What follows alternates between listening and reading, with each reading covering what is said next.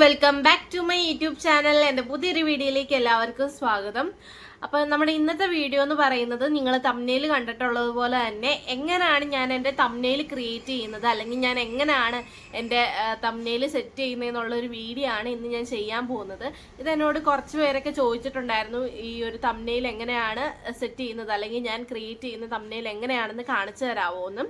അപ്പം അങ്ങനെ ഒരു വീഡിയോ ഞാൻ ചെയ്യാമെന്ന് വിചാരിച്ചു. അപ്പം ഞാൻ തംബ്നെയിൽ എഡിറ്റ് ചെയ്യുന്നത് പിക്സാർട്ട് എന്ന് പറയുന്ന ആപ്പിൻ്റെ അകത്താണ്.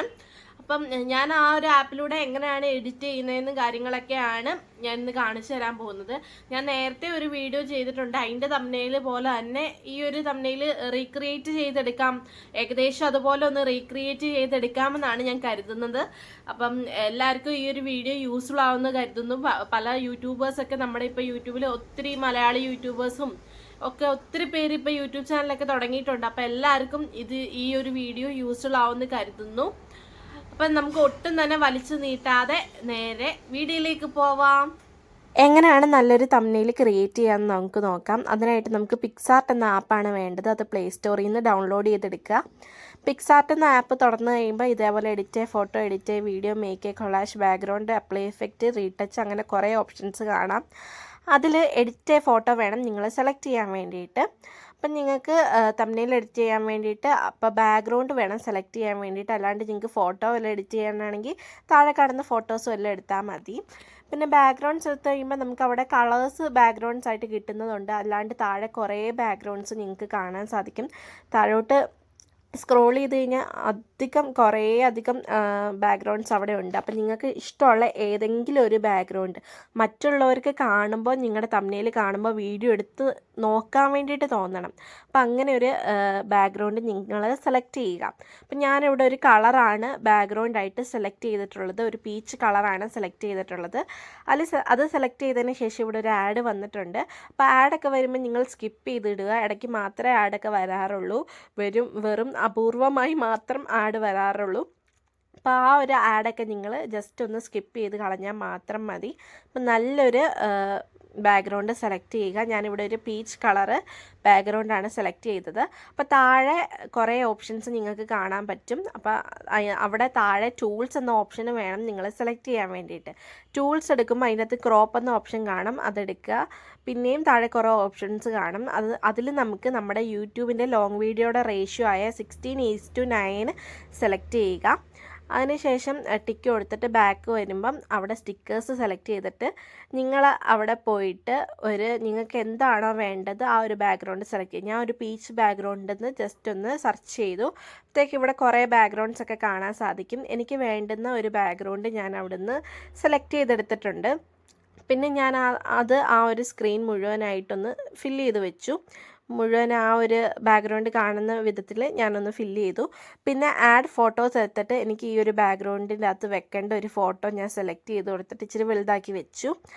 അതിനുശേഷം താഴെ കാണുന്ന ഓപ്ഷനിൽ കട്ടൗട്ട് എന്ന ഓപ്ഷനാണ് എടുക്കാൻ വേണ്ടിയിട്ട്. അവിടെ പേഴ്സൺ എടുക്കണം. കാരണം എൻ്റെ ഫോട്ടോ മാത്രം എനിക്ക് അവിടെ കിട്ടിയാൽ മതി, ബാക്ക്ഗ്രൗണ്ട് ഒന്നും വേണ്ട. അതുകൊണ്ട് ഞാൻ പേഴ്സൺ മാത്രം എടുത്തിട്ട് അപ്പോൾ ബാക്ക്ഗ്രൗണ്ടൊക്കെ പോയിട്ട് എൻ്റെ മാത്രം രൂപം വന്നിട്ടുണ്ട്. അപ്പം ഞാൻ അവിടെ എനിക്ക് വേണ്ടുന്ന സൈസിൽ ഞാൻ അഡ്ജസ്റ്റ് ചെയ്ത് നടുക്കോട്ട് തന്നെ വെച്ച് കൊടുത്തിട്ടുണ്ട്. നിങ്ങൾക്ക് സൈഡിലാണ് വെക്കേണ്ടതെങ്കിൽ സൈഡിലാണേലും വെക്കാവുന്നതാണ്. പിന്നെ താഴെ നോക്കുമ്പോൾ ആ ഫോട്ടോയിൽ ക്ലിക്ക് ചെയ്തിട്ട് താഴെ നോക്കുമ്പോൾ ബോർഡറൊക്കെ കാണാം. ബോർഡറൊക്കെ നിങ്ങൾക്ക് പല കളറിൽ കൊടുക്കാവുന്നതാണ്. ഞാനിവിടെ ബ്ലാക്ക് കളറ് ചെറുതായിട്ടൊരു ബോർഡർ കൊടുത്തിട്ടുണ്ട്. പിന്നെ താഴത്തെ ടെക്സ്റ്റ് എന്ന ഓപ്ഷനിൽ നിങ്ങൾക്ക് എന്താണോ തംബ്നെയിലിൽ എഴുതേണ്ടത് അത് നിങ്ങൾക്ക് എഴുതാവുന്നതാണ്. ഇപ്പം മലയാളത്തിലാണെങ്കിൽ മംഗ്ലീഷ് കീബോർഡിൽ ഞാൻ ഇങ്ങനെ മലയാളത്തിലാണ് എഴുതുന്നത്. അപ്പം നിങ്ങൾക്ക് ഇംഗ്ലീഷിൽ വേണമെങ്കിൽ എഴുതാവുന്നതാണ്. അപ്പോൾ അത് നിങ്ങൾക്ക് വേണ്ടുന്ന സൈസിൽ അഡ്ജസ്റ്റ് ചെയ്യാം. അതിനുശേഷം താഴെ സ്ട്രോക്ക് എന്ന ഓപ്ഷൻ കാണുന്നുണ്ടോ? അപ്പോൾ നിങ്ങൾക്ക് പല ഫോണ്ടും കൊടുക്കാം കേട്ടോ. നിങ്ങൾക്ക് ഇഷ്ടമുള്ള ഫോണ്ട് കൊടുക്കാം. ഇഷ്ടമുള്ള പലതരം ഫോണ്ട് അവിടെ അവൈലബിൾ ആണ്. അപ്പം നിങ്ങൾക്ക് ഇഷ്ടമുള്ള ഫോണ്ട് നോക്കി നിങ്ങൾക്ക് എടുക്കാവുന്നതാണ്. അപ്പം ഞാനൊരു ഫോണ്ട് സെലക്ട് ചെയ്തിട്ടുണ്ട്. അതിനുശേഷം താഴെ സ്ട്രോക്ക് എന്ന ഓപ്ഷൻ എടുത്തിട്ട് ആ ഒരു സെൻറ്റൻസ് ഒന്ന് ഹൈലൈറ്റ് ചെയ്യാൻ വേണ്ടിയിട്ട് ഞാനൊരു റെഡ് കളറ് സ്ട്രോക്കാണ് കൊടുത്തത്. അതിനുശേഷം ഷാഡോ കൊടുത്ത് കഴിയുമ്പം കുറച്ചും കൂടി ഭംഗിയായിട്ട് വരും. ആ ഷാഡോ വേണമെങ്കിൽ നിങ്ങൾക്ക് ബ്ലറാക്കാം, അല്ലെങ്കിൽ ഒപ്പേസിറ്റി ആ ഷാഡോ കൂടുതൽ എടുത്ത് കാണിക്കുന്ന പോലെ ആക്കാം. അപ്പം ഞാൻ കൂടുതൽ എടുത്ത് കാണിക്കുന്ന ഓപ്ഷനാണ് അവിടെ കൊടുത്തിട്ടുള്ളത്. അതിനുശേഷം വന്നിട്ട് എനിക്ക് മറ്റ് കുറച്ചും കൂടെ സെൻറ്റൻസുകൾ അതിൻ്റെ അകത്ത് ആഡ് ചെയ്യാനുണ്ടായിരുന്നു. ഞാൻ എടുത്ത ടോപ്പിക് എന്ന് പറയുന്നത് ഞാൻ യൂട്യൂബ് ചാനൽ ഉണ്ടാക്കിയതിൻ്റെ കാരണം ഈ ഒരു ടോപ്പിക്കിലാണ് ഞാൻ ഇന്ന് തംബ്നെയിൽ ക്രിയേറ്റ് ചെയ്യുന്നത്. അതുകൊണ്ട് ഞാൻ പണത്തിന് വേണ്ടി അങ്ങനെ ഒന്ന് സൈഡിൽ കൊടുക്കുവാണ്. ഇത് ഞാൻ മുന്നേയും ഇതുപോലത്തെ ഒരു തംബ്നെയിൽ ഞാൻ സെറ്റാക്കി യൂട്യൂബിൽ അങ്ങനെ ഒരു വീഡിയോ ചെയ്തിട്ടുള്ളതാണ്. അപ്പോൾ അത് ബേസ് ആക്കിയിട്ട് സിമിലർ ആയിട്ടുള്ളൊരു തംബ്നെയിലാണ് ഞാൻ ഈ പ്രാവശ്യവും സെലക്ട് ചെയ്തിട്ടുള്ളത്. അങ്ങനെ അതിനും ഞാൻ സ്ട്രോക്ക് കൊടുത്തിട്ട് ആ ഒരു സെൻറ്റൻസ് ക്ലിക്ക് ചെയ്ത് തന്നെ ഷാഡോ കൊടുക്കുന്നുണ്ട്. അപ്പോൾ ഒപ്പേസിറ്റി ഞാൻ കൂടുതലാണ് കൊടുക്കുന്നത്. അതുപോലെ തന്നെ വേറൊരു സെൻറ്റൻസും കൂടെ ഞാൻ എഴുതുവാണ്, കുറ്റം പറയുന്നവരോട് പുച്ഛം മാത്രം.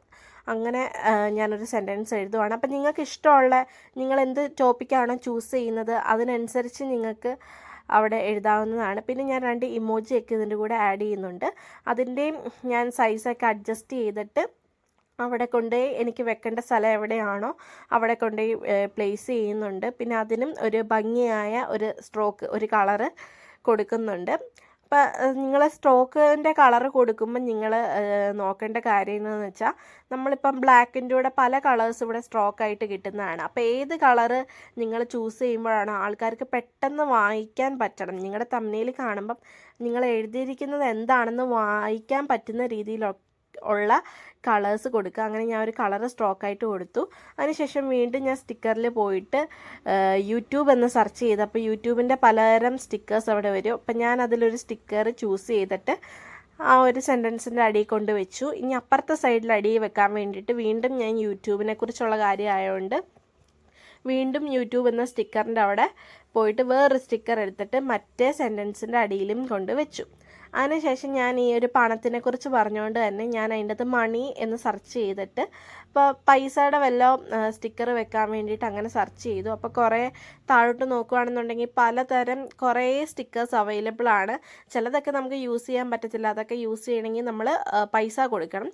അല്ലാണ്ട് നമുക്ക് ഫ്രീ ആയിട്ട് കിട്ടുന്ന കുറേ സ്റ്റിക്കേഴ്സൊക്കെ ഉണ്ട്. അപ്പോൾ അതിൽ നിങ്ങൾക്ക് വേണ്ടുന്ന സ്റ്റിക്കർ ഏതാണോ, നിങ്ങൾക്ക് ഇഷ്ടപ്പെട്ട സ്റ്റിക്കർ ഏതാണോ അതെടുത്ത് അവിടെ കൊണ്ട് പേസ്റ്റ് ചെയ്യുക. അപ്പോൾ ഞാനൊരു പൈസയുടെ ഒരു സ്റ്റിക്കർ അവിടെ കൊണ്ട് പേസ്റ്റ് ചെയ്തു. പിന്നെ ഒരു ഡോളറിൻ്റെ ഒക്കെ സൈന് പോലെയൊക്കെ ഉള്ള ഒരു സ്റ്റിക്കറും കൂടെ ഞാൻ അവിടെ കൊണ്ട് അഡ്ജസ്റ്റ് ചെയ്ത് പേസ്റ്റ് ചെയ്യുന്നുണ്ട്. അപ്പോൾ സൈഡിൽ കാണുന്ന ആ ഒരു ഡോട്ട്സ് കണ്ടോ, ആ ഡോട്ട്സിൽ നമുക്ക് ക്ലിക്ക് ചെയ്യുവാണെന്നുണ്ടെങ്കിൽ ഇപ്പോൾ ആ ഒരു സ്റ്റിക്കർ മേളിലോട്ട് കുറച്ച് വലുതാക്കണമെന്നുണ്ടെങ്കിൽ അങ്ങനെ വലുതാക്കാം. ഇപ്പോൾ സൈഡിലോട്ട് കുറച്ച് വീതി കൂട്ടണമെന്നുണ്ടെങ്കിൽ ആ സ്റ്റിക്കറിന് വീതി കൂട്ടണമെന്നുണ്ടെങ്കിൽ അങ്ങനെ വീതി കൂട്ടാം. അങ്ങനെ പലതരം ഓപ്ഷൻസൊക്കെ അവൈലബിൾ ആണ്. അങ്ങനെ ഞാൻ ആ ഒരു സ്റ്റിക്കർ എനിക്ക് വേണ്ടുന്ന സൈസിൽ അഡ്ജസ്റ്റ് ചെയ്തിട്ട് പേസ്റ്റ് ചെയ്യാൻ വേണ്ടിയിട്ട് നോക്കുകയാണ്. ഞാൻ എവിടെ പേസ്റ്റ് ചെയ്യണം എന്നൊക്കെ നോക്കുവാണ്. പിന്നെ ഇടയ്ക്ക് എൻ്റെ കൈയൊക്കെ തട്ടിയിട്ട് അത് ഇച്ചിരി വലുതാവുന്നും പിന്നെ വീതിയൊക്കെ കൂടുന്നുണ്ട്. അപ്പോൾ എനിക്ക് വേണ്ടുന്ന സൈസിൽ ഞാൻ ആക്കിയിട്ട് ആ ഒരു സ്റ്റിക്കർ കൊണ്ട് ഞാൻ പേസ്റ്റ് ചെയ്യുന്നുണ്ട്. അപ്പോൾ ഇത്രയും മാത്രമേ ഞാൻ എൻ്റെ തംബ്നെയിലിൽ ചെയ്യുന്നുള്ളൂ. വീണ്ടും എൻ്റെ കൈ തട്ടി ആ ബോർഡർ ഒന്ന് വലുതായതാണ്, വീണ്ടും ഞാൻ അഡ്ജസ്റ്റ് ചെയ്ത് വെച്ചു. അപ്പോൾ ഇതാണ് നമ്മുടെ തംബ്നെയിൽ. ഇങ്ങനെയാണ് ഞാൻ തംബ്നെയിൽ ക്രിയേറ്റ് ചെയ്യുന്നത്. മേളിൽ കാണുന്ന ഡൗൺലോഡിൽ ഒരു ആരോ ഉണ്ടല്ലോ താഴോട്ട്, അത് ക്ലിക്ക് ചെയ്ത് കഴിഞ്ഞ് നിങ്ങളുടെ ഗാലറിയിലേക്ക് അത് ഡൗൺലോഡായി കിടന്നോളൂ.